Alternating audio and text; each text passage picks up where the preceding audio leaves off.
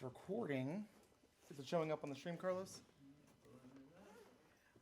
Oh, oops. Well, they probably heard that whole conversation. Oh, no. We're online? It's real and it's happening, guys. Okay. We just said a whole lot of cuss words. We really did. No, it's cool. Don't worry about it. We can edit it out. I was literally talking about how my biggest fear was saying the F word a lot. Yeah. Don't worry. I was like, oh, It's God. fine. We can edit that part out. Carlos, can we edit that part out in the VOD? Okay. All right, good. Because definitely didn't know we were streaming during that conversation. I would No, have. you're good. It was literally in like the 2 seconds. There's a lag. You should be fine. Okay. Okay. All right. To anyone who decides to watch within the first like 10 seconds of the stream, or people who are watching it in the recording, hi, welcome to the Dallas Public Library. This is Satires and Stages and Satyrs, a Shakespeare-inspired D&D actual play show. Yes. Brought to you by the Dallas Public Library and the Dallas Shakespeare Society. Thank you for letting us do cool stuff. Before we get started and talk about what we're doing today, I would like to introduce us to our intrepid heroes. And I just knocked the camera. I need to be careful with that. It's okay, little buddy. Shoo, Camera shoo, didn't shoo. move. That was the building. That was That's such a right. Building, there was powerful an intro. earthquake. Anyway, go ahead and introduce yourselves and say what your character is for the people who want to know. Hi, intrepid heroes. Hello. I am Rosalind. Well, I will be playing Rosalind Capulet, who is Juliet's cousin and Romeo's first crush, who absolutely turned him down. And your name? My Like name your is- actual name. My actual name. I should have led with that. I apologize. My actual name is Becky McDonald. Cool. And next to you is... My actual name is David Sanders, and I am playing Yorick, who has been brought back for some unknown reason back to the world. So yes, literally a skull. Yes. Yorick. Yes. And... Hey, I am Alex, also known as the Bear Bard from Bear Bard Tales, and then a couple of things, DM roundtables and a bunch of other fun things like that. I am playing Moth, one of the fairies, but maybe not quite so much fairy, but we'll have to see there.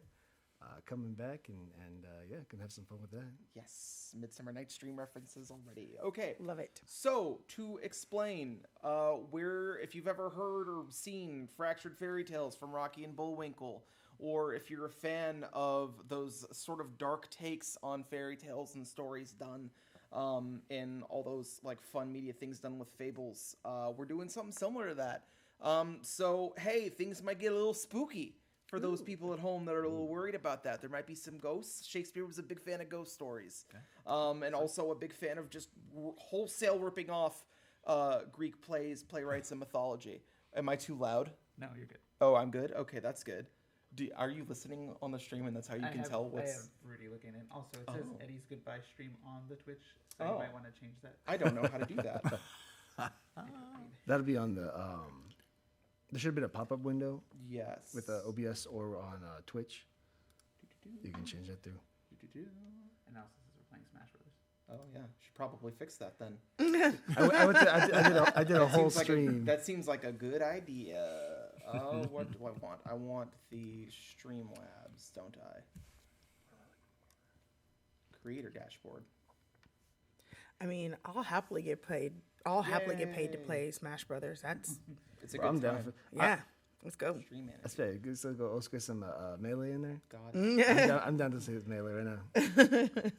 I lose. I ain't gonna lie about it, but I have fun doing it. Right. I have fun doing it.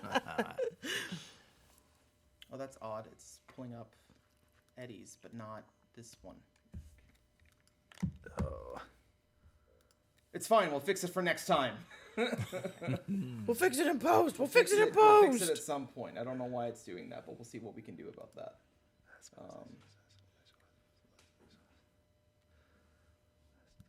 Stream manager. Yep, no clue. Cool. It's fine. All right. So, let's go ahead. Are we just ready to get started? Do we just want to go in on this? Do we want to just do it? Do we have anything that we want to go over first? I don't know what we would go over. Okay, cool. Let's do this. All right. I shall begin. I've prepared something. I am excited Yes. and scared. Let's do it. Two households, both without dignity, in torn Verona, where we lay our scene. From ancient grudge, break to old mutiny, where civil blood makes civil hands unclean. From forth the fatal loins of these two foes, a pair of star-crossed lovers took their life, whose misadventured, piteous overthrows doth with their death renew their parents' strife. We set our scene in Verona. This is a tumultuous time in the Bardlands. The world's stage has begun to experience things called blackouts, where previously the many lights in the sky that made the stars and allowed for the many turnings of the day to occur, instead a permanent dusk or dawn settles upon various parts of the world. In Verona, these tensions have brought to boil an old, very old grudge between the Montagues and the Capulets. Previously, their two youngest heirs, Romeo and Juliet, took their life in a tragic suicide pact. However, rather than their parents seeing the error of their ways and coming together to bury their hatchet, things escalated. Blame was placed. Who is the bad influence? Was it you? Was it you? Well, Tybalt's the one that antagonized him. Well, but Dibble was brought to it by Mercutio. And so on and so forth. And now the families are at each other's throats. Open gang warfare has taken to the streets as these two families vie for some semblance of way to overthrow the other. In addition to that, Prince Escalus, who nominally is supposed to be in charge of Verona, has taken ill. With both him being bedridden and no longer capable of taking care of and managing the city and its affairs. Normally, this would go to one of his heirs, but Paris and Mercutio lay dead. With none to properly helm the city, things have become chaotic. However, that does not mean that there are not moments of peace. On this, the first of the 12 nights of Christmas, we begin with a party. Rosalind Capulet stares down at the streets below. She is dressed in a very fine dress. Would you like to describe what kind of fancy getup she's wearing? Well, my dress is absolutely top of the line. I am a taste maker, and I have an eye for design. So we're talking flecks of gold, and in some light, when you look at it, it kind of looks like it has a diamond sheen to it, and absolutely well fitted because tailoring matters. Tailoring matters. It is a look and a dress that nobody has ever seen before. Big, Couture. very couture, very couture. It almost looks like it would be a geometric costume walking down the runway. But again, flecks of gold that look like diamond-esque. These big, over-accentuated shoulders, almost militaristic, with gold braiding, draping it. Some people might say it's tacky. I say it's amazing. So, Rosalind stares down, drink in hand, at the bustling streets below. Although we are in a permanent state of dusk in Verona, people have taken to using candles or any sort of mechanical means of keeping track of time, so we know the approximate time it should be. So even though we do not have our the sun to show us the time that it should be. It's approximately about 6:30, almost 7. It's hard to tell. Things have gotten lost. People have forgot to wind the clock every once and again, so time has begun to slip in a certain way, and that sort of allies to the sort of madness that's taken to some people. Rosalind sits near the balcony, staring out wistfully, when a friend of her cousin, Lonely, steps out from the party. She closes the door. When she opens the door, the sound of hustling and bustling, gossip flying back and forth, glasses clinking together, and then the second she closes them, silence once again, and only the sound of Verona is there. She walks over to Rosalind, lays a hand on her shoulder, and says, "Dear, your mother is asking for you." Oh my God, why now? What did I leave undone? I've organized an event. That's what they told me to do. What could she possibly want? I could She wants you to appear at the events, to talk to people, to show that the family remains unified in these trying times. All right. I wouldn't be surprised if this isn't just another, like, show face, and then something else happens in the background. Oh, she absolutely is. That is 100% what is happening. Frankly, I'm amazed I'm not getting more pushback from you on this. Listen, the last time I had full pushback, it landed into a 6-month argument with my dad, and I don't have the time or the bandwidth to deal with another 6-month argument. Do you know what that can do to my sales?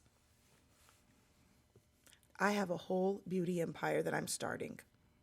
I really don't want to bring about this comparison, but talking about how much the money matters to you reeks of your mother, dear. That was rude. Well, and hurtful. It needed to be said. Look That at you. You're standing out here brooding. that was so disrespectful, and brooding is my vibe right now. It matches the garment. Fine. I will admit, this particular dress is, frankly, hostile, dear. I look like if I tossed you into the street, I could impale someone on those shoulders. I know, isn't it to die for? It's pretty great. I'm not going to lie. I'm a little jealous. Does I'm it hoping the scream big shoulders- Capulet? It screams Capulet. It does scream cat has claws. Ah! Meow. Okay. And so you two get up and she gestures you back into the room. You begin to hobnob and socialize. You look down your nose at those that your mother wants you to look down on. You look up and kowtow to those that are important and influential. And then we drift over to the side. We go back past the main floor, and we're now in the kitchen.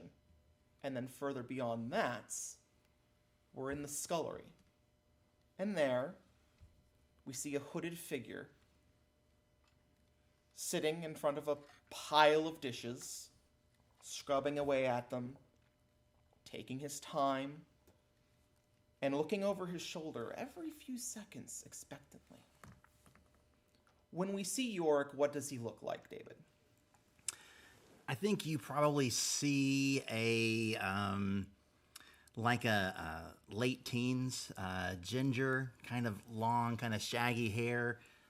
This is, like the equivalent of like serving as a busboy, putting in the time. You see like these glances over his shoulder. It looks like he is paying attention to like maybe a little higher up the hierarchy chain of the jobs in the kitchen, But if anybody paid a little closer attention, he seems to maybe be looking for something. Yeah. Just as you finish on what must have been the 40th wine goblet of the evening, you don't understand why people have to keep getting new ones. Why can't they just pour wine into the same one that they had? But apparently, they must constantly change them out. Maybe they have to be fresher. You don't know. You're not really one to really care for that sort of thing.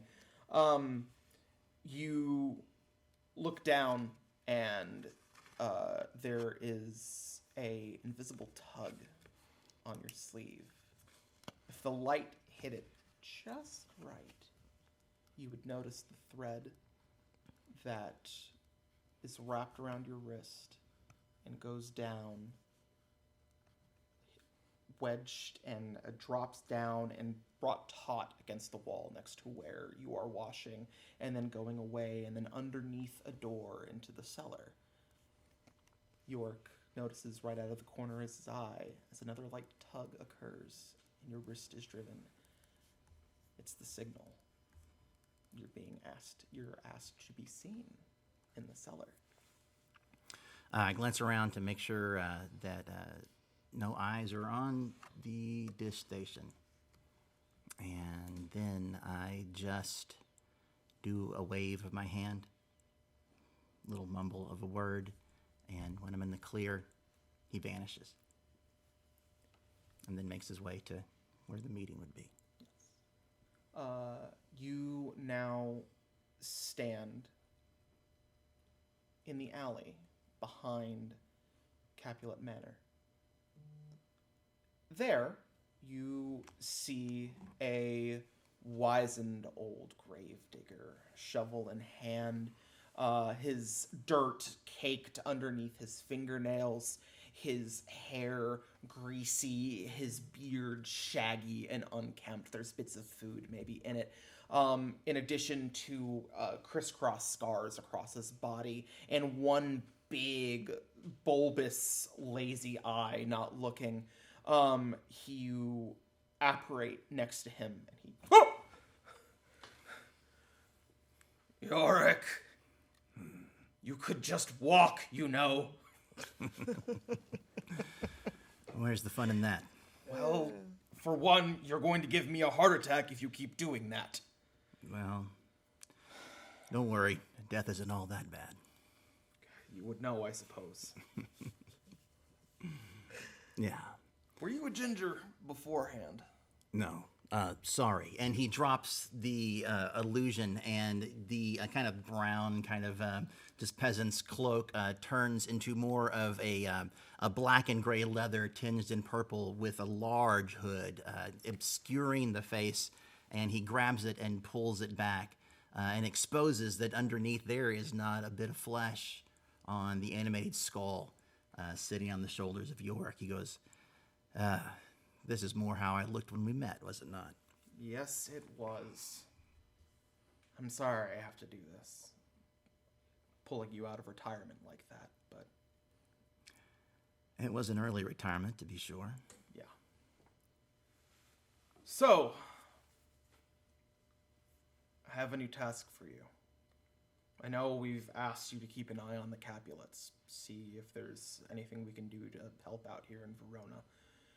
But something has come up. There's an operative coming out of the wilds. Our scouts have taken notice. Word of a little mischief maker making his way through the various cities and stuff, heading directly towards his destination. We want you to make contact with them, and we want you to help them. We think that our interests ally with his master's interests. Excellent. And what am I offering as bargaining? Do I have... We going for... Your expertise is Yeah. all that he'll need. The second, merely introduce yourself and tell him of what it is you offer, and as long as he's got a decent head on his shoulders, he will go for it. Excellent. Yes, so tell me, describe who I'm looking for here. Well, How and will I know as- them when I find them? As he begins to describe him, we shift again to just inside the city gates. A diminutive figure in a green cloak is ducking and weaving in between legs as people are coming in and out of the town, trying to go into the farmlands to to get things. Part of the benefit of having a world in perpetual dusk and dawn is that your work hours are kind of just whatever you want. As such, the thoroughfares are always clogged. There's always traffic, as there's always someone up doing something. Some people originally tried to keep some amount of the same semblance as they had before, trying to keep to a simple 16-hour day with an 8-hour sleep cycle. But as the permanent twilight hours took place, so eventually people gave up and just kept whatever hours they wanted.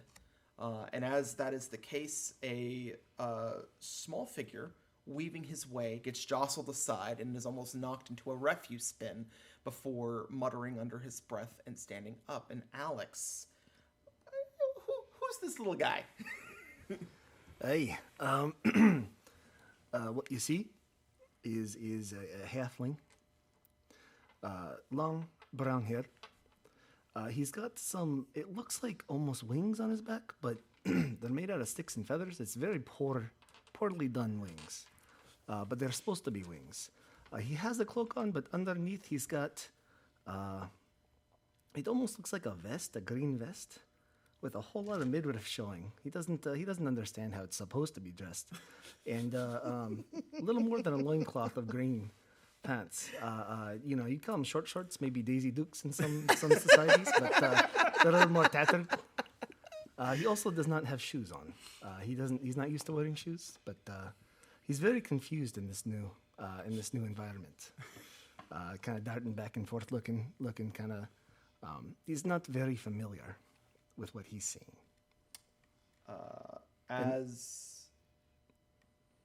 Moth is. I forgot to say moth. As Moth begins to pick himself up, he looks up and stares at a gas lamp and sees his namesake flapping around, drawn to the flame. And for a second, while he's admiring it, he misses home. These mortals. Man, these mortals, right? Absolutely. They just walk around and do things, and they have no magic, it seems. And there's an actual moth flying around, and there's flames, and I don't know what they're doing here. They have shoes on. Who wears shoes? It's disgusting. And as you begin to mumble that kind of stuff, you feel a sharp pain. Where your wings were, and your eyes roll back, and you are once again on the ground. And as your body goes limp, a part of you is pulled away, and you are suddenly found in a fecundant, overgrown glade, at the center of which is a massive overhanging tree that its roots have grown to create two thrones made out of the natural bits of the world around them. Pieces of ephemera float around the air magically. As you look down, you realize that you're in a astral form. You've been pulled here, and staring daggers at you is your patron, Queen Titania of the Fairies. She glowers at you, brings out her finger and gestures, and you are pulled and then kneeling next to her. Where is it? I've asked you to go find it, and it's been over. And she looks at some bizarre cosmological equivalent of a fairy clock. It's like it's instead of a cuckoo coming out and showing it on the hour, it's instead like a buzzard. And where the hand should be, it's instead a whole bunch of there's instead of like the two hands we would have, it's like 8. And there's back below it, there are all of these different chimes and everything. And then in addition to that 8-handed clock, there's 2 5-handed clocks, which that doesn't make sense. Is it a base 8, base 5, or base 10? And we don't get it. So the fairies, it makes absolutely perfect sense. And she says, it's been at least 7 11sies. What's happening? My queen, I do apologize. These humans, it's very weird there. They don't wear shoes, and they have these clothes that cover their whole bodies, and it's so strange. And realistically, it takes me at least like 6 70s to get even to there, and then I have to look around. My queen, you have to understand, I don't know what I'm doing. If I'm honest, I looked and I can't find it. And I need just a little more time. And I promise you, I'll do what I can to find it. But at the moment, it's still missing. Kind of.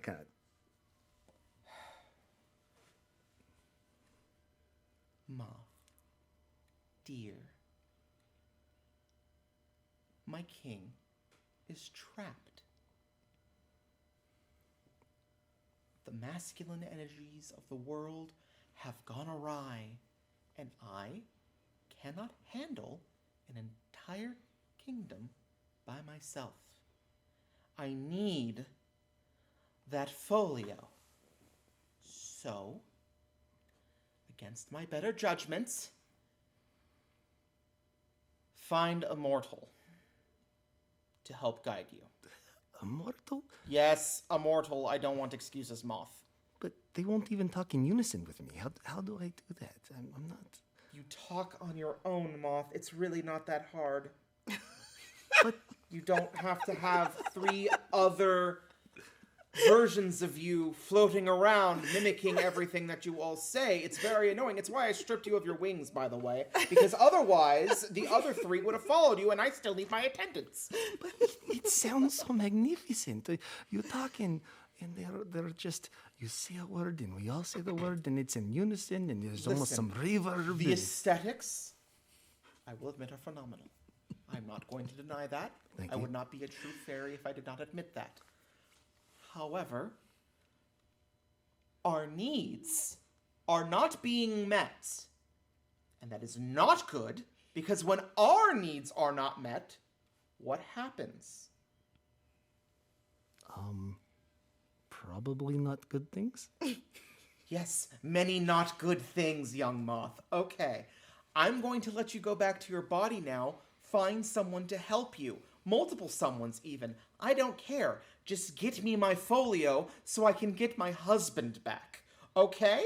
Bye-bye! At which point you are yanked back. The world pulls away, and you feel like your soul is being pulled through the eye of a needle as you eventually launch back into the trash heap that you collapsed into, covered in grime, and admittedly not feeling super great.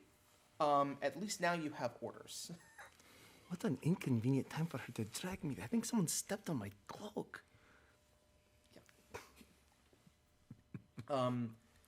As we do that, Moth, you begin to wander. You need to find someone capable. At first, it's so. What do you think you should do to go about try to find someone capable? What's your natural instinct? And it's the middle of the night. It's always night. It's dusk. Yeah, okay. Yeah, okay. I'm gonna go look for a gathering of where the most like gathering of people are, whether that's in still a town center, whether it's at an event. I'm just gonna look for like a group of people, because my thought process is the more people there are, there's more chance to find somebody that can help me. Okay. Roll. Okay. You can either roll perception to see what the natural flow of the crowds are. Seeing, getting someplace and seeing like, oh, hey, maybe they're going that way, maybe they're going this way. Or you can roll insight to try to listen in on the people talking to see if there's any sort of rumors going around of where you could find a whole bunch of powerful, capable people. Okay. I'm gonna go with insight because they're both +1 anyway. All right. 15. On a 15, you begin wandering, and there's a word that keeps popping up. Party, party, party, party. And you begin to sort of understand, a party, it's like what we have. But with us, that's just us all the time. But for the humans, they have to have a whole separate time for that. And so they had to give it a name. Because after you sort of piece together, you hear it's like, oh, there's all these drinks happening right now. Oh, I gotta go deliver this food. Oh, my girlfriend got invited to this thing and I wasn't able to go because I have to work. And all of these excuses for what your kind would be. There would be no reason for there to be an excuse. It's a celebration. You should always celebrate. And clearly, if it's a party, that means there's fairies there. There has to be. There has to there's be no some, other reason right? there to have a party. And so either there's going to be other fairies there, so you can talk to some of them, and then they can maybe give you some advice, and maybe you don't even have to talk to any stinky mortals, or you could maybe find a mortal that Titania would approve of to help.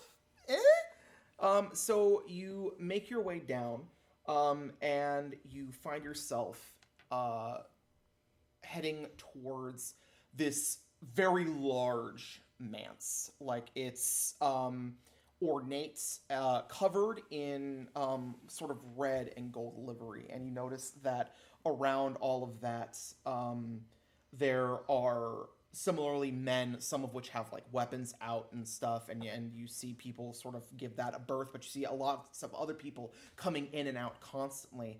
But you see men dressed in these like red and gold uniforms, and you see tons of people at this place. Like, obviously there's got to be someone here, right? So how do you attempt to get into this party? So I'm looking at them. Their guard outfits, are they more simple or are they more like an ornate? That's the funny thing. You're not super good at judging how old mortals are, but you can tell generally if one is like old and one is not old. The older ones, question mark, it's all very simple, right? It's all just like the very basic dressed livery that you see. But a lot of the younger ones, they're kind of ostentatious, almost fairy-like even, you'd say, in some of their designs. They're still fully covered, which you find that's weird, but a lot of the designs take these sort of like naturalistic instincts that you see, and they're a lot more willing to pop, and you're like, oh, that's a little bit nicer. And so that's what you see on those uniforms. There seems to be two types. The older ones are wearing these simpler ones. The younger ones are wearing much more out there garb. Okay, I just straight up walk up to the one that is the most peacock-esque. Okay. The brightest outfit. Okay. You go up to a young, he's got some pimples on his face. He's near the back, and he's holding a spear. And you go up to him, and he says, "Hello. How can I help you?" Hello, good sir. I see you are a man of taste and color. Oh, well, thank you. My girlfriend picked it out for me. Clearly, you're the most important one here. So, I need to know. I'm looking for strong adventurers. I just come right out to it. I'm looking for strong adventurers. Oh. I'm looking for them to do not dangerous things. Now, you look like a man of culture. I mean, Obviously. I have been to Rome once or twice. Rome. Of course I've heard of Rome. It's the magnificent, probably. So I need into this room of people to find the adventurers. And I'll tell you what, when I get in there, you'll get full credit for being the magnificent man who got me in. Oh. Roll persuasion. What is my persuasion? 16. All right. On that 16, he's like, "Oh, well, I mean, I'm not supposed to let just anybody in, but you do seem really nice. How about this? I'm gonna turn my back." And then he turns his back. Now, whatever you do, don't turn around and like don't go and through that back alley through the kitchens in order to sneak in. Whatever you do, don't do that or I could get in trouble. And then he gives you a big old wink and then turns back around. Thank you. I take a snail out of my pocket and put it on his shoe, pat it, and then I follow his directions. I'm confused. You walk in through this alleyway and you see a man dressed in this like shabby brown cloak with this crazy mad eye holding a shovel talking to a skeleton, you guess, and it's freaky, right? And you walk in and you overhear their conversation. So from what I understand, he should be like this tall and he's wearing a green cloak and for some reason no shoes. And he'll have moments where he just like freaks out and then just collapses. I think Yorick interrupts Gravedigger and says, yeah, I found him. What? Ah! Ah! What are we yelling? Is this a contest? I'll take it to contest. No, it's not a contest. Okay. Well, that was a lot easier than okay, yeah. Go for it. Hey, Yorick, I actually don't know your name. We just know that you're coming. It's a very mysterious name. Ooh. That's It is Moth. Oh. My name is Moth. Don't mess it up. I like Moth. It's my name. Yorick turns his Moth. I'm Yorick. He I kind do of not know you. gives you a up and down. You can't really tell. There's no eyeballs in these skull sockets. Just the skull kind of nodding up and down, taking you in. And in all honesty, he's thinking, Digger's off his rocker. What is this old man? He's like, all right. He says, tell me, Moth, does my appearance bother you at all? Look, I'm going to be honest. You look a little weird, but I will say you are another man of culture. I assume you are using magic. So it's a little freaky because it's your insides and you don't have the outsides to match, to cover the inside. So it's a little weird. I'm not going to give you water because I don't want to get it on your cloak. But yeah, wait, hold on. Wait, were you looking for me? Well, yeah, I was.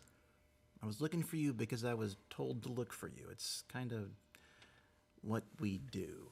Let me back up. Let me ask you a question. You seem to be heading somewhere with purpose. You're trucking down this alley. Where are you going?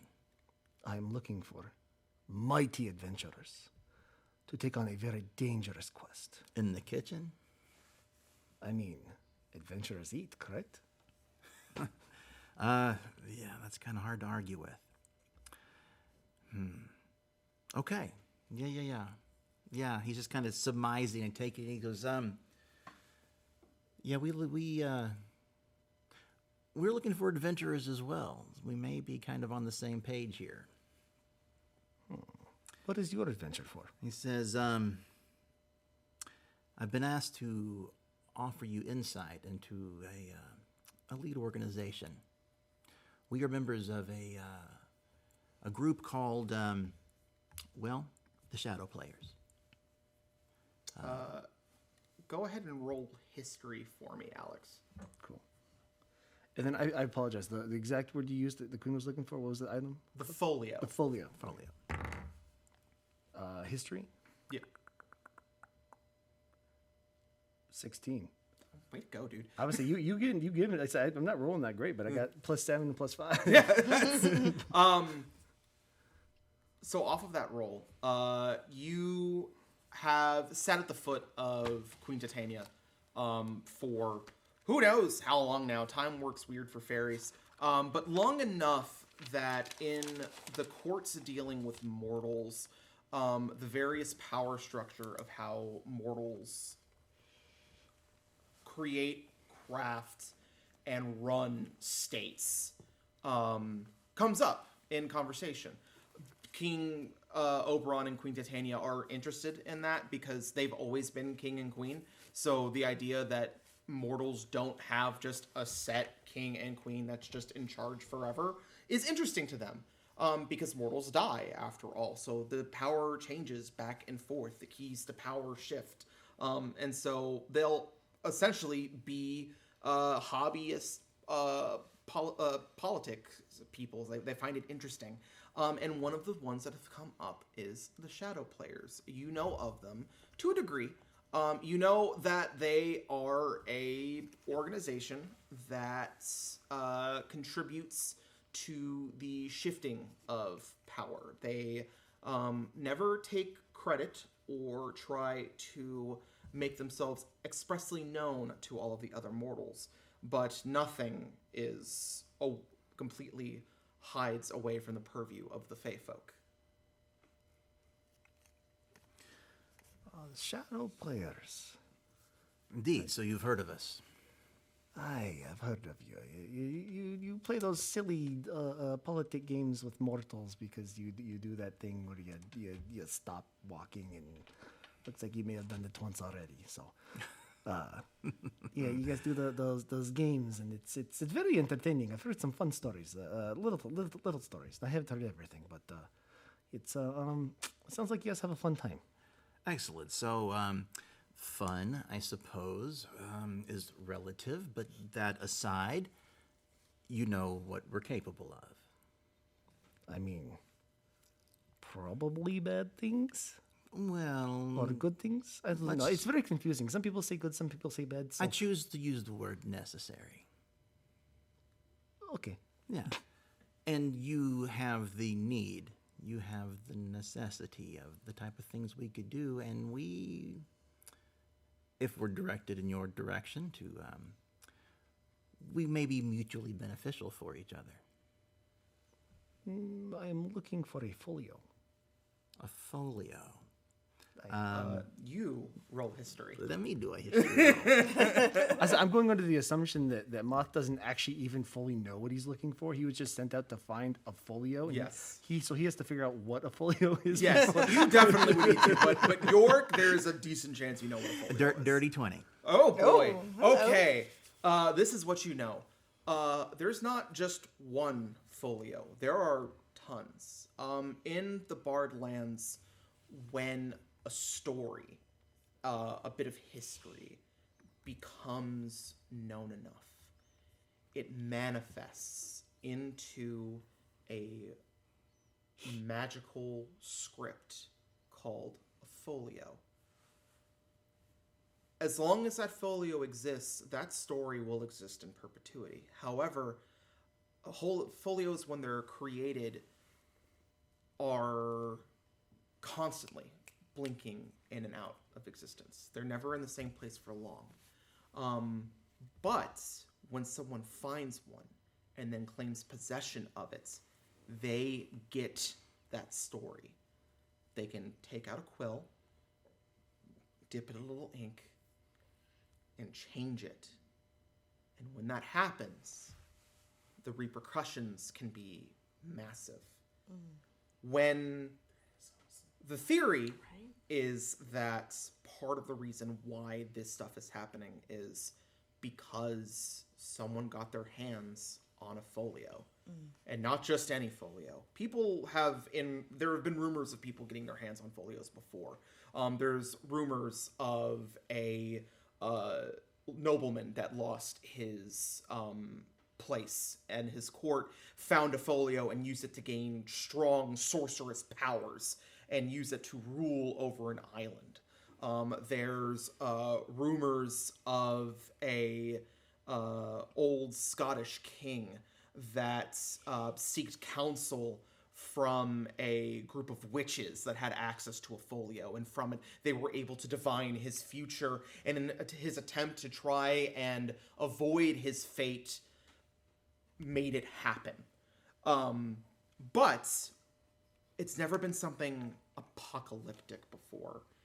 So the rumor is that there's all of these other folios, but there's a first folio, the story of stories, The concept of the story itself, crafted and created whenever man first sat around a campfire and told people about the things in the dark, or the first time a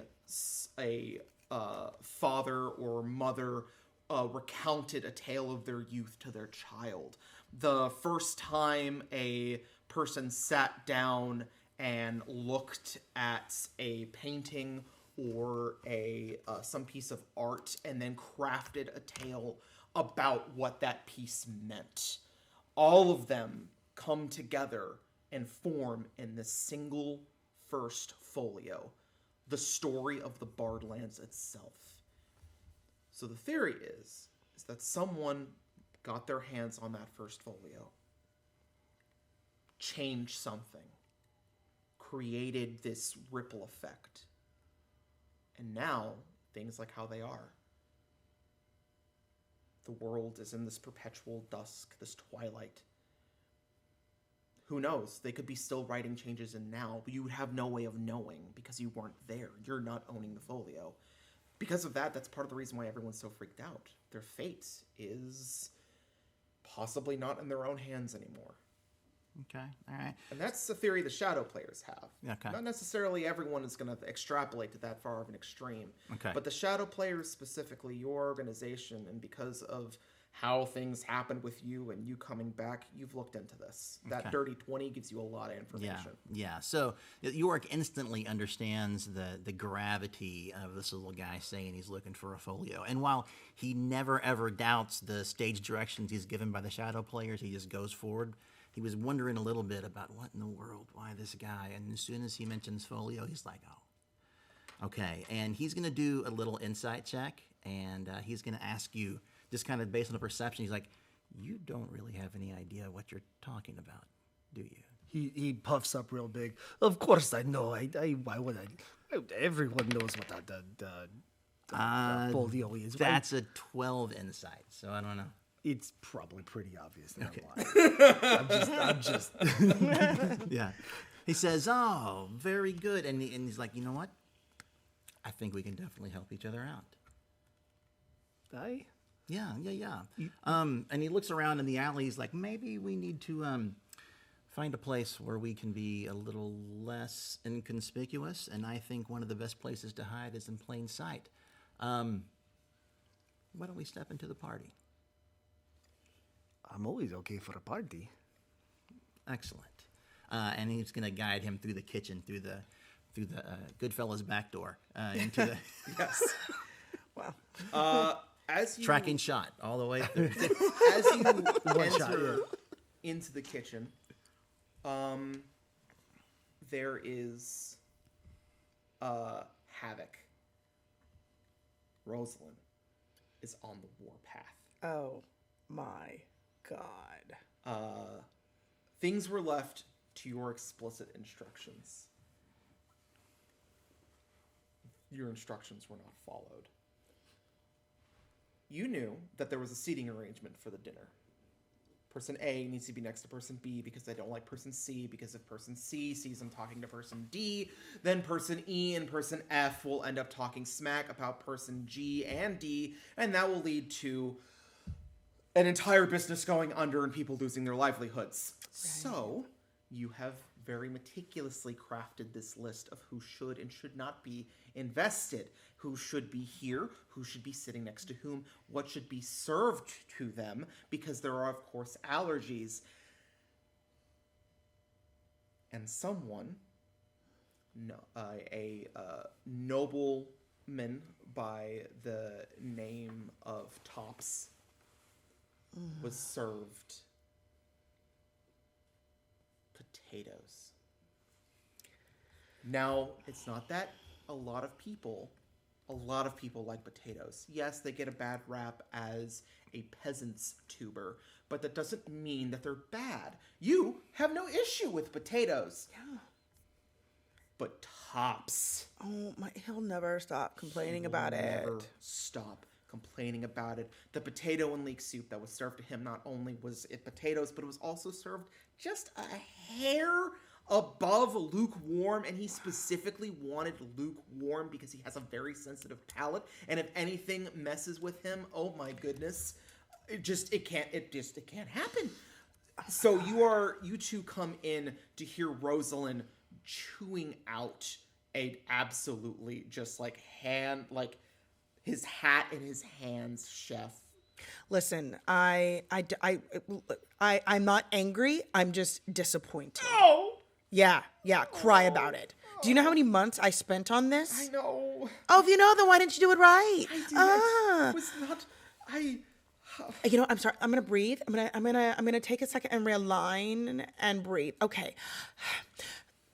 How are you going to fix it?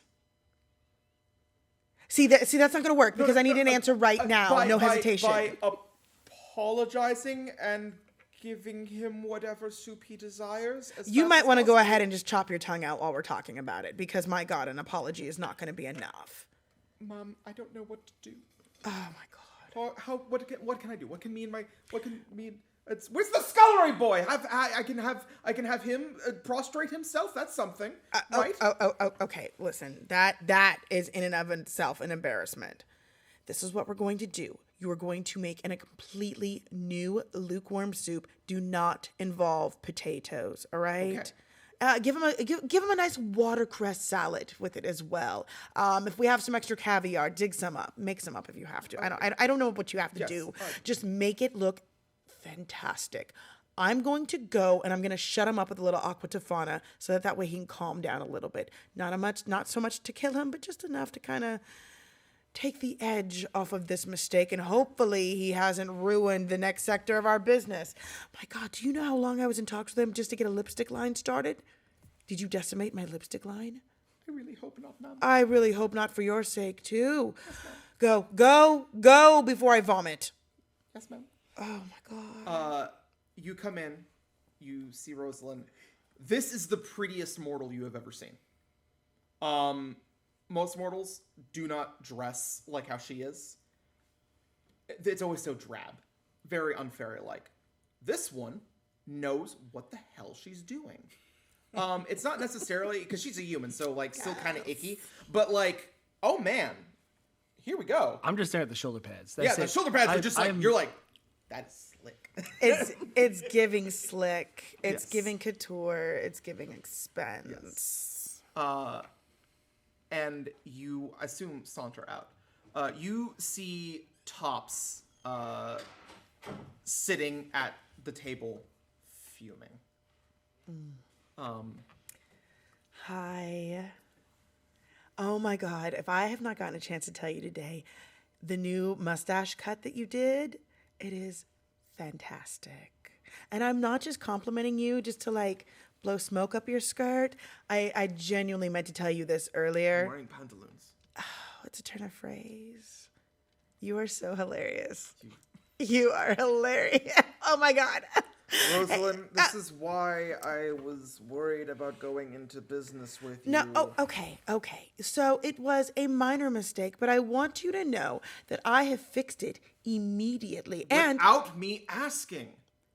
well, yes, but you know what? Some of the best things I've come up It with was have... potato soup. I don't like potatoes. I could just simply go up and ask the chef for a different thing. Instead, you saw me go, oh, potato soup. Flew off the handle, ran, and I'm assuming gave someone the workaround and broke them down to a pile of rubble. Now, listen. Everybody here in my company deserves the very best of the best. That includes you. And I will let you know that we have talked about and we have practiced this. So my flying off the handle isn't just a random flying off the handle. We've spent so many weeks working on this, and I want nothing but greatness for you. Would you want me to stand in the way of greatness in all aspects for you? No, that is not good customer service, is it? I'll tell you what. You will get nothing but the best from me if you go with my lipstick line. I'm telling you right now, it's going to be amazing. Hey. Everything is business. You know this. And I also have a new product. It's a little taste maker. It's a literal taste maker. A couple drops of this. You don't like potatoes now? You'll like them later. But I'm not going to come back with potatoes. I am done. Oh, Topsy. He starts to get up and he starts to head towards the exit. I would like to use hold person. Okay. Yeah, okay. Does Tops need to make a save? Probably. Yeah, you're not going anywhere. Where are you? I'm sorry. Wisdom save. What was that, David? Wisdom save. Yes, you do need to do a wisdom save. Sorry, I'm trying to scan through and look at it quickly. Okay. Let me pull out a stat block for a noble.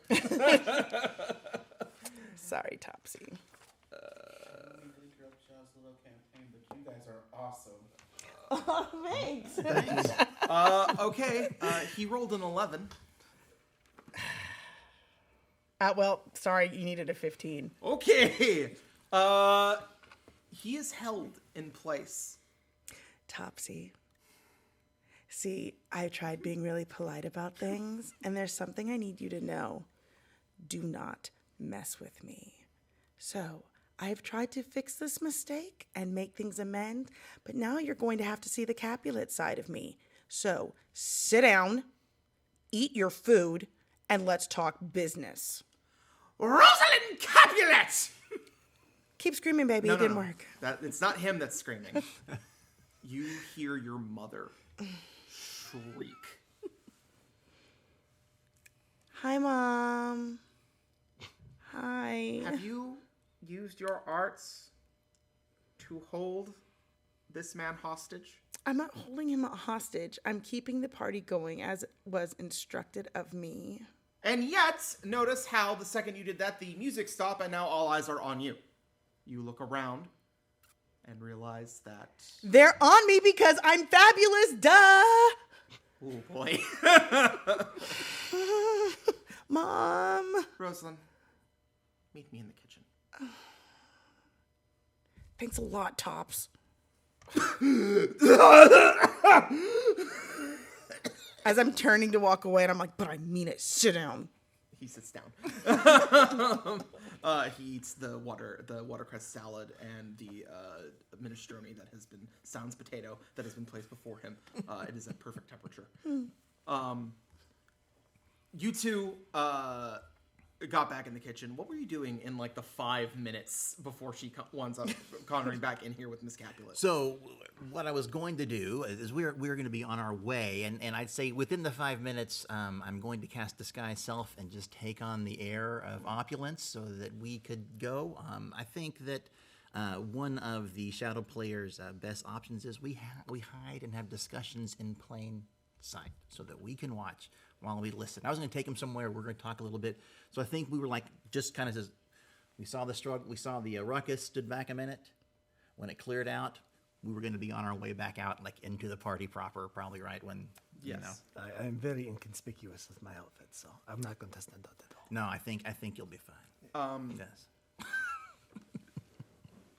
You pass Rosalind and her mother as you both wander out. Rosalind, you are going to be chewed out for a while. And now you two, you're in the party. So now what are you going to do? I just kind of wanted to go over to kind of a spot where it looked like I had like a full 360 view and just kind of, maybe grab a drink, so have you a glass. And I was like, okay. Moth, I'm very interested in the folio that you're looking for. Can you tell me more?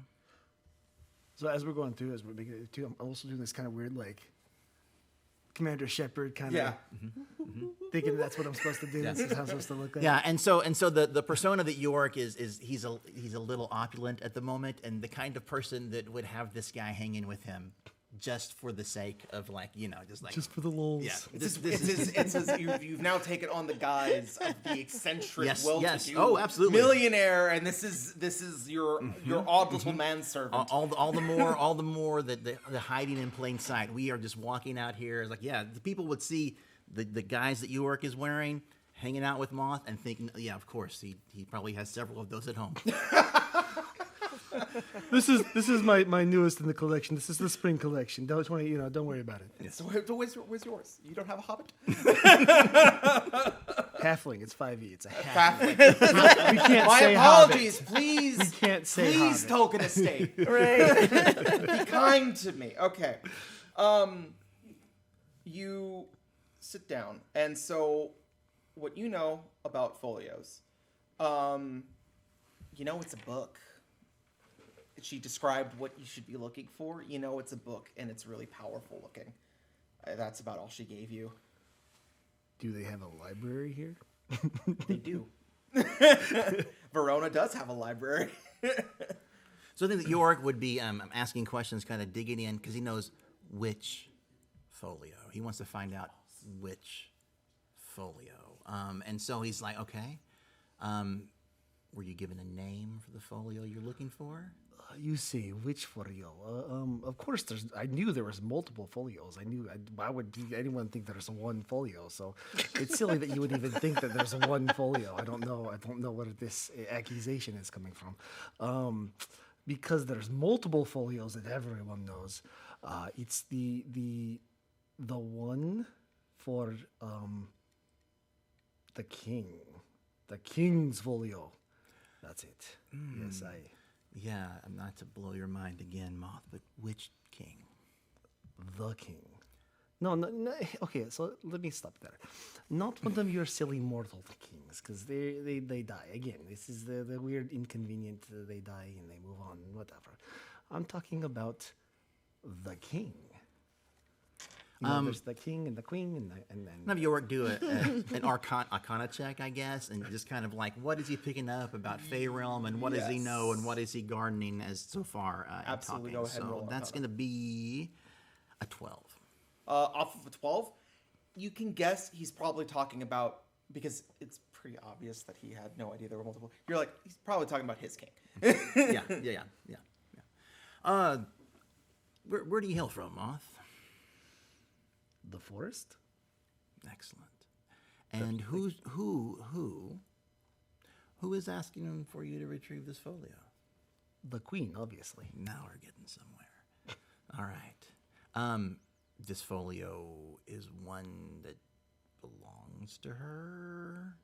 Well, it's the king's folio, so the king's folio. It's obviously. I mean, the king belongs to the queen, so I guess inevitably yes, but it is the king's folio.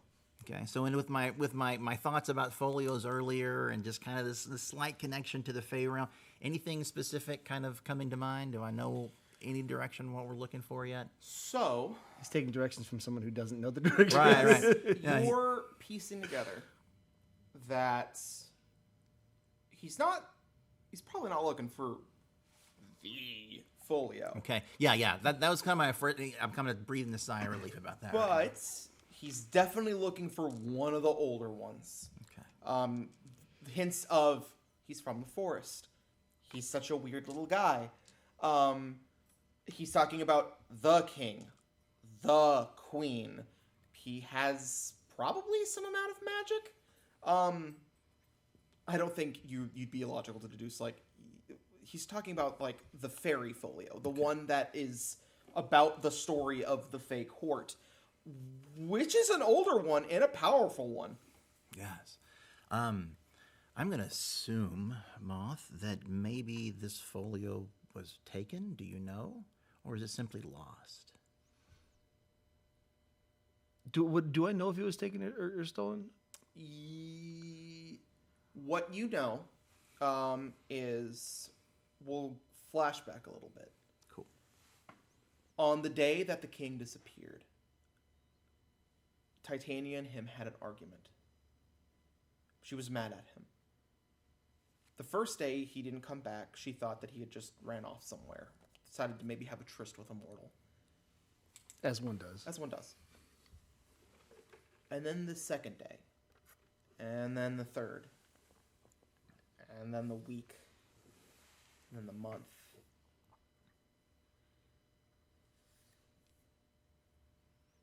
And then the 2 months, and so forth. Titania began, at first, she was happy. She kidnapped a couple mortals herself, had a good time with it. There was some parties. Then things got quiet, and then somber, and then sad. And when she tasked you to find it, when she ripped off your wings and told you that you could only get them back when you brought her the folio, she didn't say that it was stolen or that it was taken, just that she needed the folio, that it needed to be brought to her. So you don't know if it was stolen or not, but you know that she wants it, and that's really all that matters to you. Okay. Yes. Good. Okay.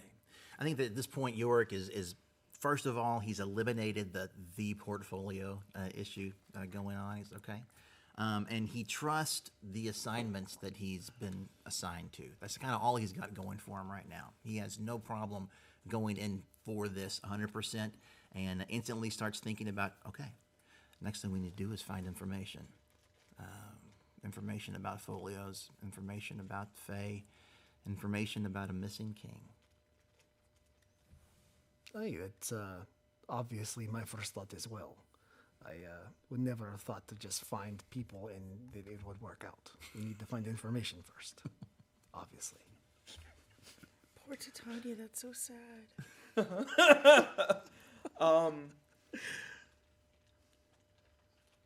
Rosalind, you exit the kitchen after being dressed down by your mom. It's been a long day. And you... so where in the party did you guys go? So you saw a 360 view. So there are 2 floors, Okay. 2 that are basically open to the party. Okay. There's the bottom floor, which has been cleared out and turned into essentially a dance floor. And then the upper level around it that you basically take a flight of stairs and it circles around, and that's where all of the different rooms are. But that barrier has been left open for people to look down at the party. down And at the party. also, yeah, it also goes near some of the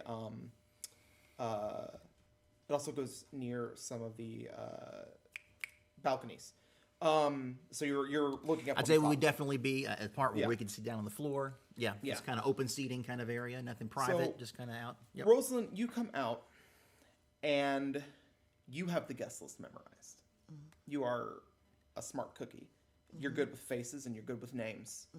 And you notice 2 people that aren't supposed to be here. One of which is a gaunt-looking, thin man wearing a blue overcloak. He's got a long, sharp, pointed black beard.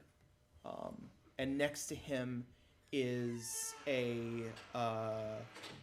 another younger male, very paper-thin, white skin, looking almost emaciated and with almost alienoid-looking eyes, looking around. These guys don't look like they're supposed to be here. It's like they're not wearing anything fancy, and they're obviously not rich, and they don't look like they're supposed to be here. How did you guys get in? I'm going to ask politely first because my mother raised me with that, but I won't be polite if I don't get an answer quickly. How did you get in? I want to say too that Yorick just rolled a dirty 20 perception. Yeah. Is clocking this. I think that he would have clocked her as being someone in charge. Does he see this happening? Rosalind stomped out of that kitchen. The door banged whenever she walked out. And you, like, when that happened, as you were talking, you noticed her. And you saw her, and also with that outfit, right? Like, she stands out. And as she, shoulder walks forward towards these 2 guys, you overhear her asking them. And and the 2 men in unison both sort of just look at you. Do I need to say this again? No, we're going to look at me creepy like. You need to leave. And you don't move. Even better. What is your name? What's yours? You're in my house. I ask the questions. Are you? lady of the house. Ew, I don't like your energy or your vibes. We need to know where she is. She knows where it is. Can I roll a perception check? Yeah. 18. These guys are creepy, sketch as heck, right? Mm-hmm. And at first you think that there's just like, they're just kind of ooky. And then you notice that the mouth of the one that's talking at you, the inside, the tongue, is stained black in a sickly, like, sort of way. And go ahead and roll medicine for me as well. Oh God, it's a 7. On a 7, you 100% think it's plague. You're like, oh no, these guys have plague. Ew. How do these people, they're sick. Why do they get left in here? Quarantine. Oh my God. Okay, I'm gonna need you guys to not only step back 18 feet, but more like 40 feet. And you need to exit. And I need somebody. Can somebody get the doctor? Oh my God. Ew. I thought we were done with the plague. It's back. And I'm like trying to pat my dress, trying to find if I have like some sort of like mask to put over. So- and I'm just trying to step back from it a little bit and like shield my face. They, at that, they sort of, at your attempt, and you're like drawing attention to them, and the little one begins to sort of shift around a lot faster as people are beginning to stare, and a couple of spearmen come out to try to knock them back, and the one that was talking, the taller one, says, "Void, handle them," and the little one suddenly jumps down onto all fours. His limbs stretch out, and then he leaps at the two guards, and then rips their throats out. Whoa. And then the one that talks looks at you and says, "I need to see the lady of the house." Are we about to battle? She is me. Let's dance. Okay, cool. Roll initiative. All right. I didn't know we were going into combat this fast, but here we go. That is a 14. Okay. Oh, that's the wrong book. I want this book.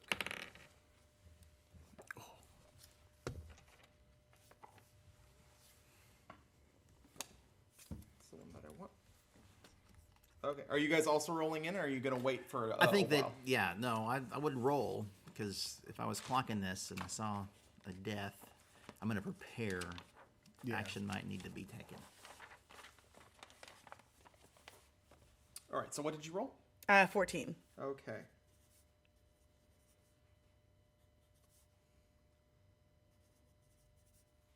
Okay. So he killed guards. He killed Guards. Okay. He ripped their throats out. I was making sure it was guards, not Yeah. not party members. The other one, he left about 20 feet away to go do that, and then the other one is now speaking to you. And he, at that, whenever you do that and you show that you're about to get aggressive with him, his face sort of begins to melt.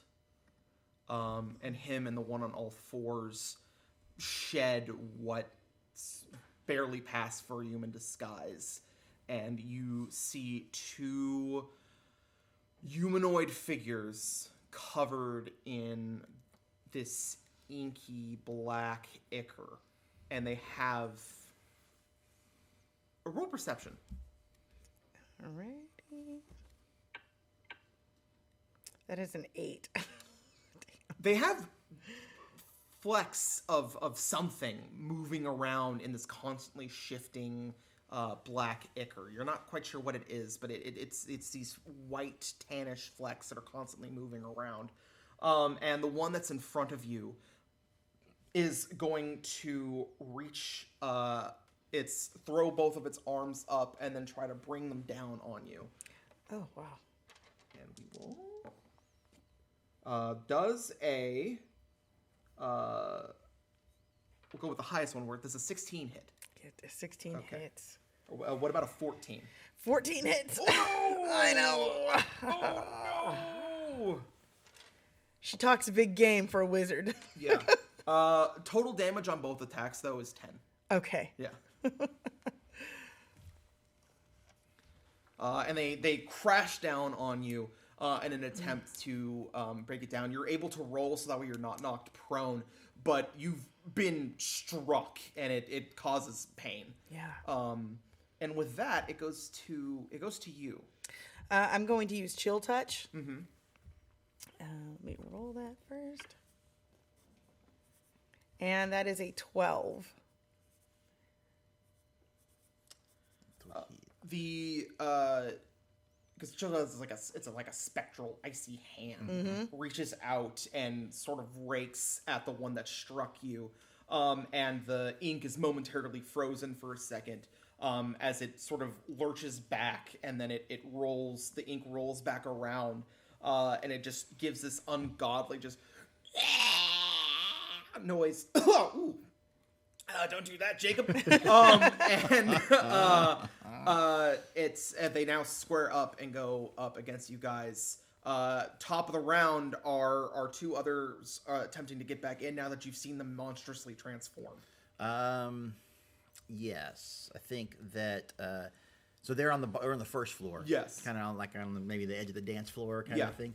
So from where I am on the balcony, is how far movement can I get to get farther down towards the bottom? So there's a staircase about 15 feet away from you, and then to get to the bottom of the stairs is another 15 feet, and that would put you about 20 or so feet away from where this is happening. Okay. If, however, you attempted to leap over the edge of the balcony and wanted to do some cool athletics or acrobatic stuff, you could get within the 5 feet required to do physical, like, combat-y damage.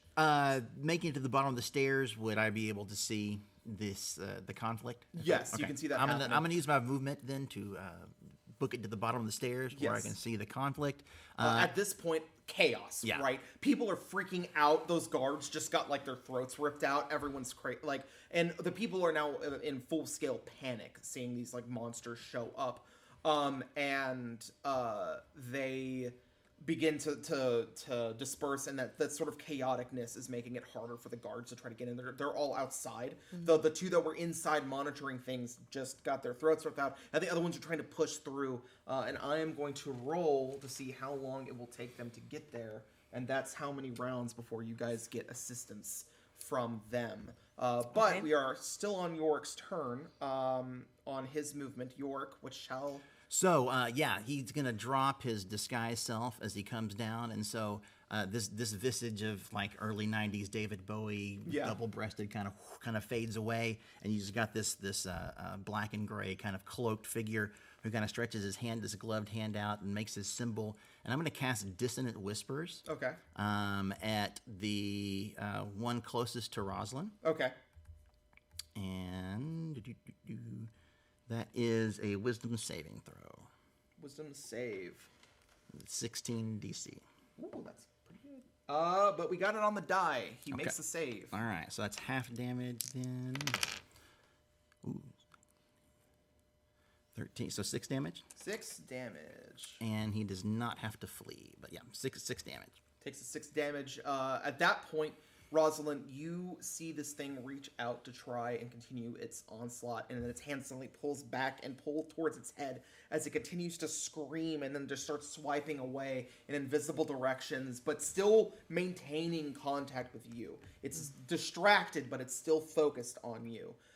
Alex, are you also jumping in, or are you continuing to wait? I did, but if I could lie about my roll for initiative, that'd be great.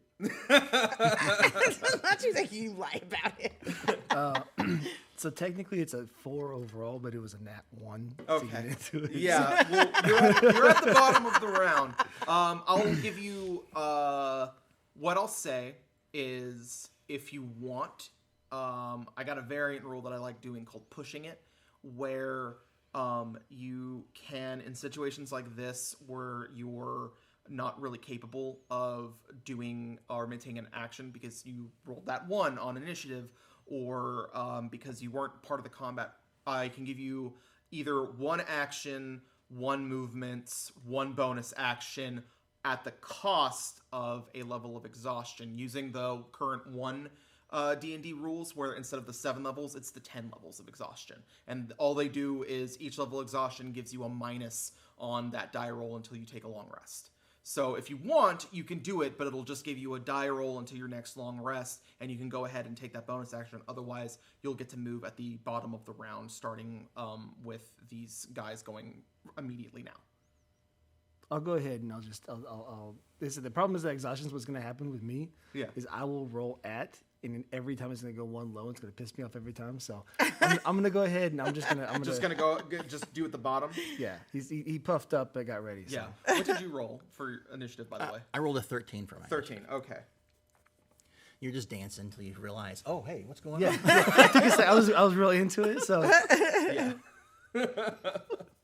Okay, so it's top of the round. This happens in all parties. The one that you threw at, that you did the chill touch, he's still going for you, so he's gonna roll his attacks, and one of them misses.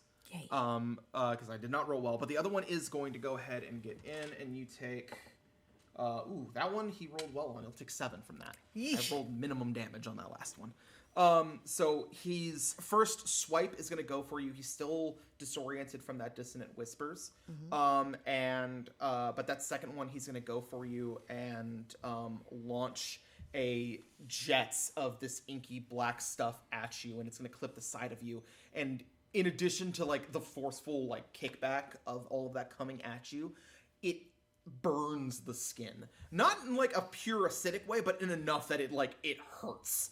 And the other one is going to leap over his buddy, and he's going to go straight for you, Yor. He heard you're mumbling, and he sees that his other guy's getting accosted on both sides. He trusts that he can handle, that this guy can handle Roz, but he's like 100% being like, I'm not letting another person interrupt that happening. So he's going to go for you. We're going to see if this leap of his works. It does not.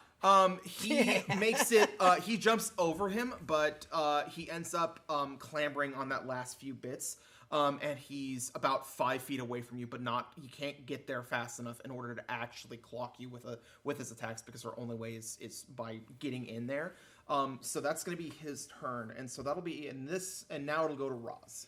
All right, I'm going to use magic missile, and out of those 3 darts, I send 1 towards the creature heading for Yorick, and then the other 2 for the guy heading for me. Gotcha. So, I love it when my computer freezes up. That's fun. Okay. That's the damage. Sorry.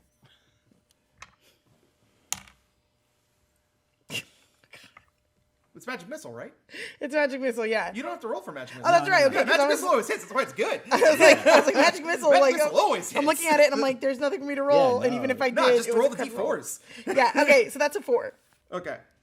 4 damage on the first one, or 4 damage on the 4 second? damage on the first one. Okay. 3 missiles. 3 missiles. Oh, get away, screen. 3 missiles. Okay. And a 5. Okay, and 5 on the second one? Mm-hmm. And Have to do math. third missile is a 2. Third missile is a 2. 4, 5, 2.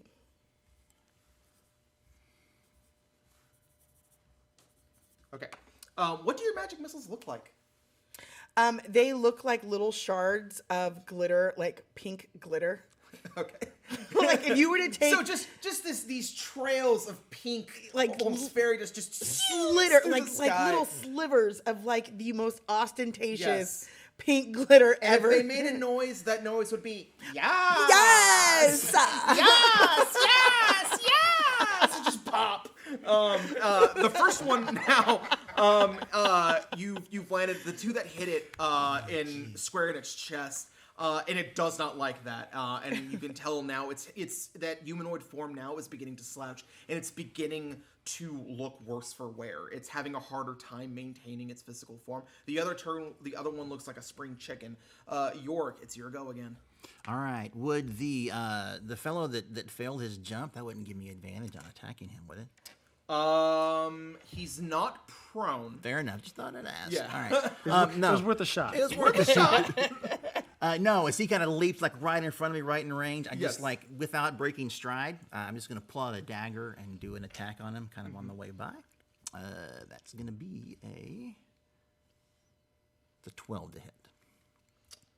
12 to hit. That does not hit, I'm Does afraid. not hit. Okay. It's as you strike out with your dagger, its amorphous body sort of twists unnaturally in order to avoid the strike. Yeah, I'm like, oh, okay, I see what we're dealing with here. And with that, I think I'm not going to move out of his range. I'm going to go ahead and use my bonus action to shout out to Moth to get down here and give us a hand. And I'm going to shout out to this lady of the house too. Is like, get to the kitchen. Let's withdraw. But my words are inspirational, so I'm going to give both of you guys a D8 bardic inspiration on that. Hey, thanks. Like, you don't know who this guy under the hood is, but he like imbues you with some. Hey, yeah. Yeah. The words, when you hear them, both of you, sound, how to put it? You know when you were a goth kid and you went to the graveyard to read poetry? And most other people would be put off by that. But what they don't understand is that, like, the thing is that graveyards are really quiet and they're peaceful and you're outside. It's not a phase. And it's not a phase, darn it. And his words sound like a cool grave, but in the best way possible. Like the coziest, warmest, perfectly like moisture wicking humid cave you've ever been in. As they just set in and you're just like, Yeah. oh, you know what? Yeah, no, yeah, it's this good. Yeah, this feels, it's like a refreshing, like, oh, yeah. And with that, it is Moth. Okay. So we're on the second story. If you had to guess in feet distance, how far am I? I'm on the edge. How far am I to the ground down there? What is the distance? The stairs are 15 feet, so 30 feet up. Yeah. Okay. So I'm gonna start. I'm gonna yell. There's a fight. It's a good party. Hoppers, come on out! And I'll summon a face spirit onto the ground down there. And he takes the form of a frog with a spear and a shield. And he stands very proud. It's just he summons a grung. Just a smaller grung, not even a full Yes. size. It's a very small creature. Anyway, he's gonna do. Where do we go? He looks mad. You could say he's fuming as he attacks whatever one's closer. See, I would have gone with hopping. He's hopping mad. The actual bonus action is called fuming. That's why. Okay. So yeah, the bonus action is fuming, which just gives them advantage on the next attack. Yeah. But I just yelled, "I'll save you, scary lady!" And I direct my frog friend to attack the closest one of the guys to her. Yes. That's the one that she's attacked multiple times. And it's roll to see Cool. how frog do. Cool. So he got it says on his next attack roll, but he gets 2 attacks. So Yeah. this is gonna be the first attack with advantage, just as without. Gotcha. And then what is it for because it's a short sword, so I don't think he gets a bonus, right? The frog, is he proficient in his weapon? Yeah, he's weapon person. So He gets his proficiency bonus. what's his proficiency bonus? Yeah. I should know this. I don't see his proficiency bonus in the stat slide. Should probably just say on its attack. It should just have the full number. Like, what's the plus next to it? Right, because you're using like the frog, because it's the face spirit like stat block, right? So on Yeah. the stat block, it should have like X to hit, and it should have a number on it. It just says the hit 1d6 plus 3. Yeah. Weird. Well, what did he roll? Well, he rolled a 14 and an 11. Okay. That 14 is definitely gonna hit. Okay, well, this is the one with advantage anyway, so it's even lower. So Okay. he hits with 1, that one will be the d6. Yeah.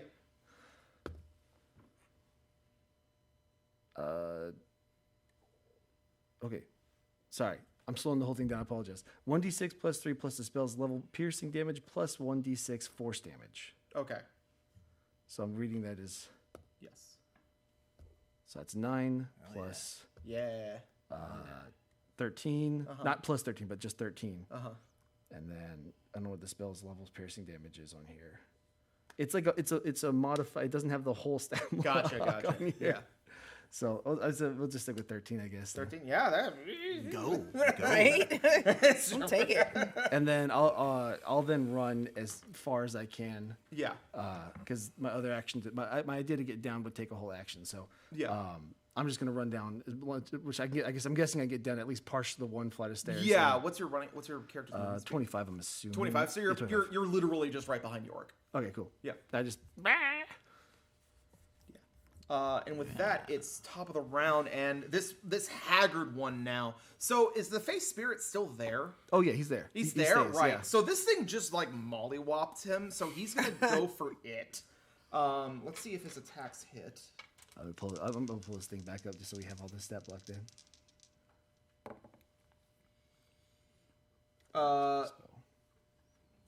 So for the lowest one, does a 13 hit? His armor class is 12 plus the level of spell, which is a 3rd level spell, so 15. No. 15. Okay, then yeah, that one doesn't hit. The second one, however, he rolled a dirty 22, so I'm assuming that hits. That does hit. Roll damage on that. For a total of 9 damage. Okay, cool. I have to write that down. Yeah. So he's at This other one, after being being accosted by you, York, is going to charge forward and is also going to slam its 2. At this point, its arms sort of swell and sort of go gorilla. Okay. Instead of the longer, thinner, gibbon-like arms it had before. And it's going to try to get you. Does a dirty 20 hit and does a 14 hit? Both hit. Both hit. Okay. Yes. Yeah. For a total of 6 plus 7 for a total of 13 damage. All right. Got it. Oof. So I forgot to use the bardic inspiration. Someone on the stream just made fun. Just was like, kind of. Oh no. Oh no! Oh no. This is why I'm glad I'm not looking at the stream because I'd be like, "Brr." Well, they're like, oh, the bear bard finally got inspiration, and I forget to use it like a true person who has inspiration.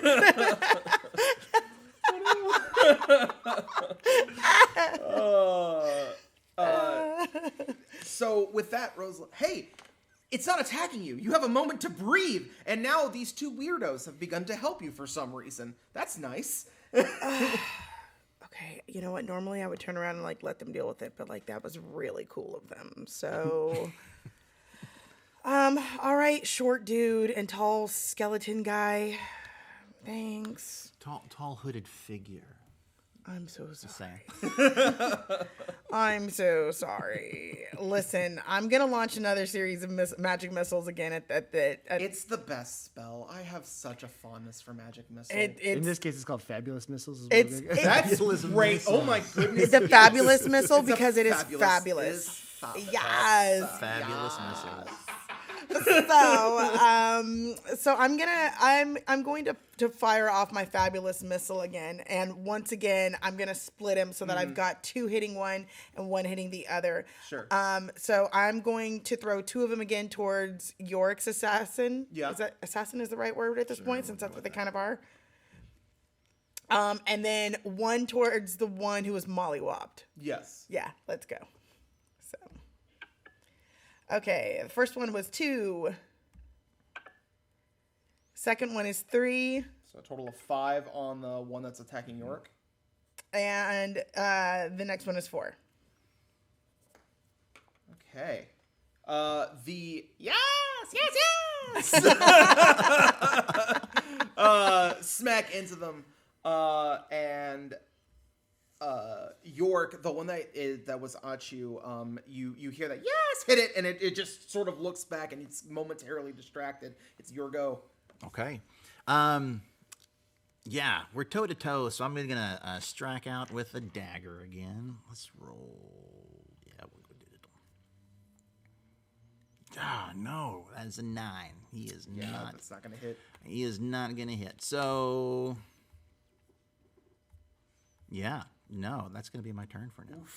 Yeah. Moth, it's back to you. Perfect. So I will be super original for Warlock and Eldritch Blast. What a surprise! I know I like to change it up a little bit. I don't like to. I'm not like other warlocks. So Oh, okay. yeah. I'm gonna Eldritch Blast. The same one that they got mollywopped. Yes. I'm just gonna keep cracking on. Yeah. It. So yeah, it's right. I don't have to. Yeah, it's 2 of them. So yeah. Yeah. And you can't save, so it's just there. You have to roll to hit. Okay. 16 and an 18. Yeah, those both hit him. Somebody's hitting, not me. Where's my 10? Here's my 10.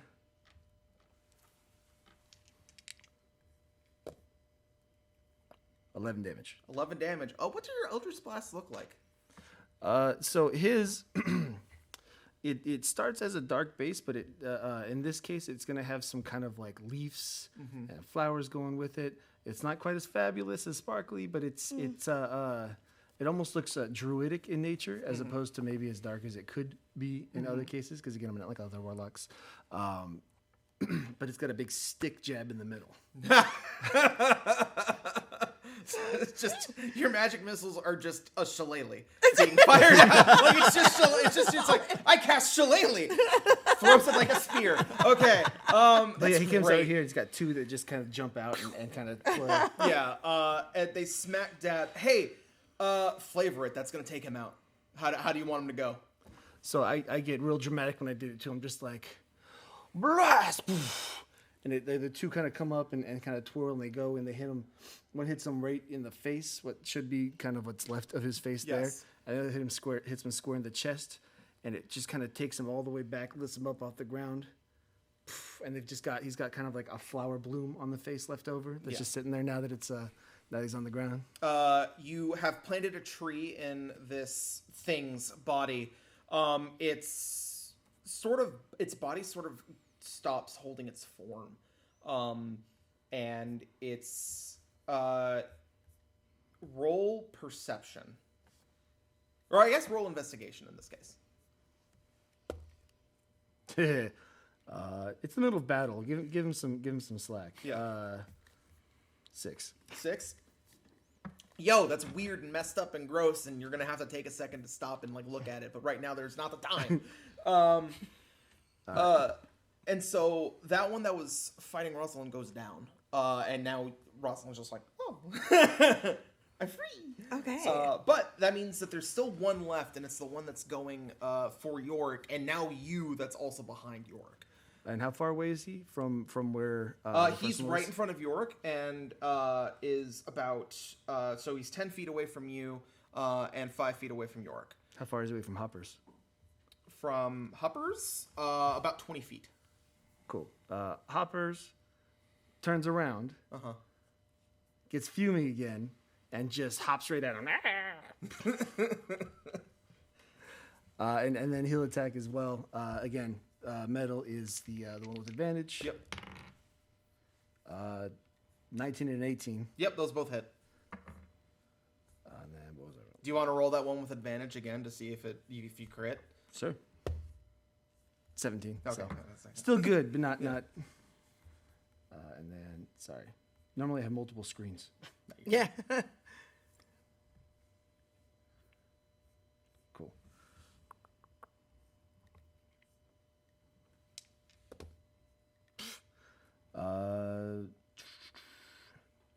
For 10 damage. 10 damage. We're in a library. I don't do math. He comes he comes in and just lands his spear just like in the thing's back, and it's got these two arms now, both trying to like clobber at York, and it instead grows out this, like, you can see that its back sort of like peels out all of these like little tiny tendrils in an attempt to sort of lash him off as he's now like trying to just and with that, it's going to be that thing's turn. It's going to do 2 attacks, one at York and then one at the weird little frog man that has launched itself at him. Gray dice is Frog, pale dice is York. Okay, York, it misses you completely. Okay. Complete whiff. You very expertly dodge it. What's the AC on your little frog friend? 15. Okay, yeah, that's gonna hit on the little frog friend. Oh, That D6 is lost forever. It's okay, I have a backup. I have so many backup D6s. Go ahead, and your little frog friend is gonna take 6. Take it. Yeah. it's back. Yeah. I love your shirt. Oh, thank you. Yeah, so he'll go ahead and your frog friend will go ahead and take the 6, and as the little tentacle bits that were on his back sort of reach out and just like start whipping the crap out of him, in order to get him off of his back, and it's going to be Rosalind's turn. All right, I'm gonna cast Fireball. Yeah. And Yeah. Yeah, we're going ham. I said, let's dance. Let's dance. She's playing a wizard. That's what you do. Good thing okay, space is made cool. out of wood. How big does your fireball go? Like, how big is it? Are you we're throwing a little tiny like thing that then explodes into fire, or are we going full Frieza and we've just got like a massive ball of flame? It's like a Kamehameha moment. Gotcha, It cool, is yeah. the biggest. It is like if the little fabulous missiles were like little ostentatious, Yeah. hot pink glitter. This is like, it looks like what It a fills the ball space. of death would look Yes, like. no. It is dark as hell. Yes, Like, people, you pull your Frieza pose and start casting the fireball, and everyone in the room is just like, Rosalind's mad, and just everyone just starts running to get out of the way. I'm just holding it there, and I'm like drawing all the darkness that has been underneath my family forever. Yeah. And I am just shooting it. So that would be, you probably need a dex saving at 15. See if this thing makes a Of dex save. everyone. So where are you centering it, Yeah. right? Because it's a AoE, so there is a point where she can center where it doesn't hit you guys, but it does hit the stuff that's around them. It is aimed directly. So it's putting the two of them in the blast. as well. So at this point I'm just so pissed off that this has ruined my party. You smudged my dress. You hit my side, and that's my bread and butter. That's my good side. And on top of that, I didn't even get a chance to eat dinner yet. I'm hangry too. Oh no. This is a problem. So I yell at both of them, move! Okay. She's giving you guys warning. I'll go ahead and say you guys get advantage on this dexterity saving throw. So you don't take damage. And it's like, at this point, I'm yelling move as a consideration, but I really don't care if they get hit because I'm so mad. Yeah. No, fair enough. That's fair. All right. Dex saving. So that was a 22. 21 for York. And 11 for the monster. Well, then let's hear what your damage is. That's a lot of d6s that just That is got a rolled. 21. Okay. So you guys both take 10, because you take half as much damage. This thing will take the full force of that damage, though.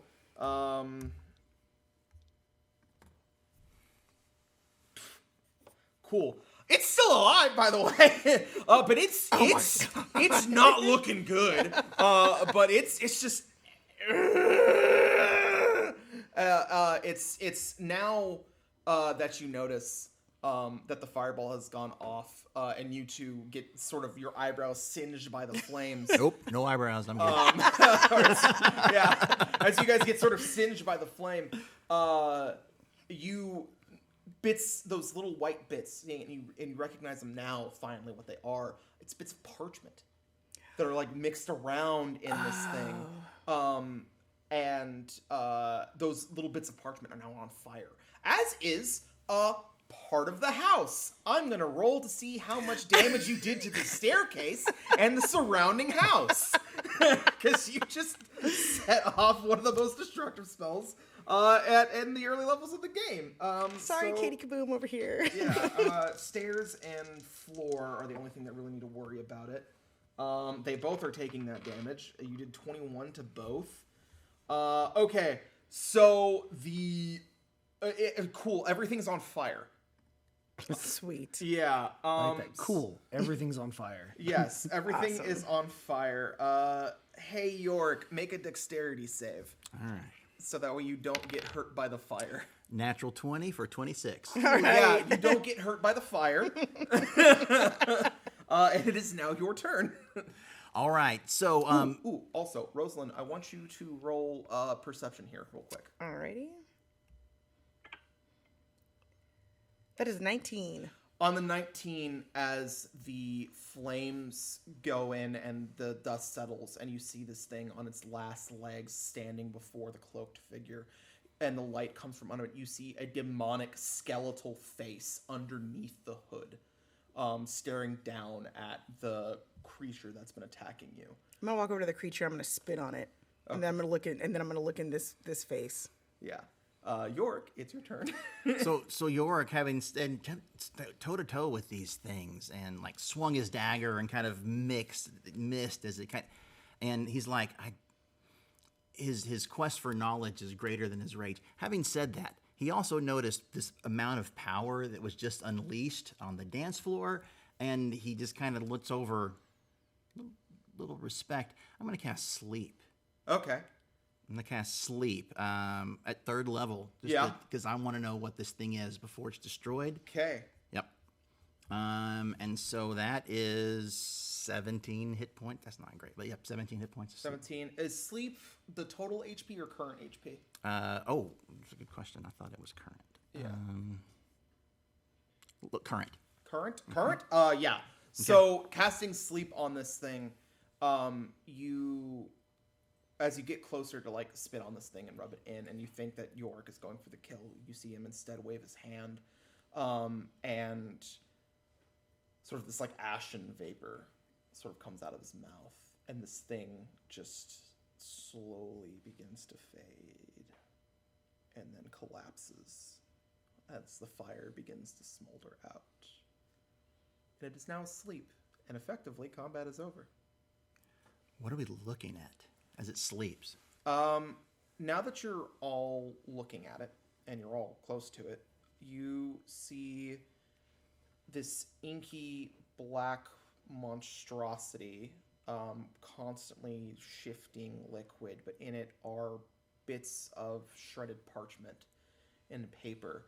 You go over and look at the body of the one that you destroyed, and as the ink fell away, you see the semblance of what might have been a skeleton, but instead it looks like cobbled together pieces of book bindings and protractors, pencils, quills, all sort of lashed together,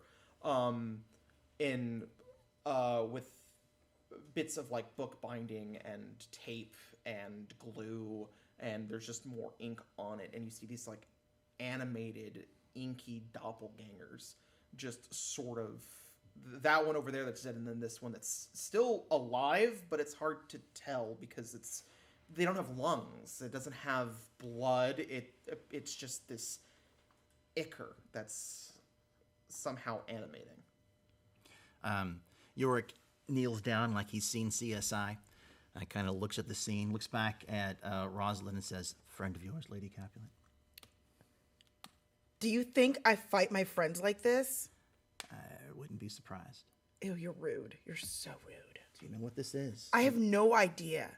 All I know is I was trying to host a party and I was dealing with that, and then these two things were in my face. That's what I know. You probably know more than I do, and I'm amazed you didn't kill it immediately. I would have killed it immediately. We can kill it eventually. The result is still the same, usually. I like try to stick my finger in the goo. Make a Constitution save. Oh, snap. Permanently cursed. Have fun. It's a 13. On a 13, you receive a shock as a piece of you is stripped away. Oh. It's not a piece of your skin or anything. It's a memory. You think back to your 7th birthday. It was a good one. You really liked it. All of your friends came over. It was before the rivalry with the Montagues reached a head. Things were calmer back then. You still had all these dreams of creating and making the world beautiful.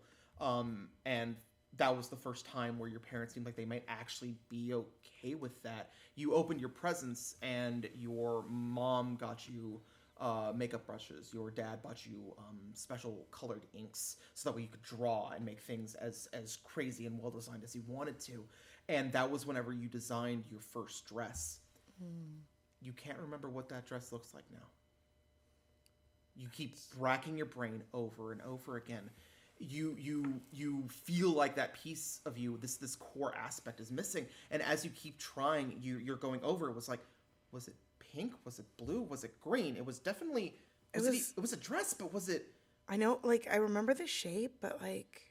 And every time you try to get there, instead there's just the face of this thing, for just a split second. Every time you would look at the. And you start extrapolating, right? You start trying to go through your memory palace, and you go, okay, what if I look back at the first time I filled out my sketchbook that had all of my dresses and stuff in it? So you start going through, and it's like there's the second one, there's the third one, and you're going backwards, and every time you get to the first one, ink. And then you fast forward again to the first time you actually like edited it, so that way you can make it a proper dress, right? Because you thought about this thing for a long time, and ink. It's gone.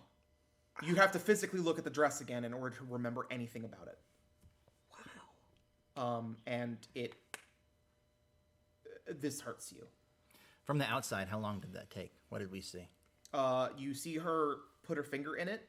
Then you see her sort of, her hand pull back. And you see her hands shake as this blank look comes over her face. And then you just see the panic look over her eye, and then maybe just like a little bit of a tear, because this really like cool, important core memory is just gone. Some aspect of your story was just erased.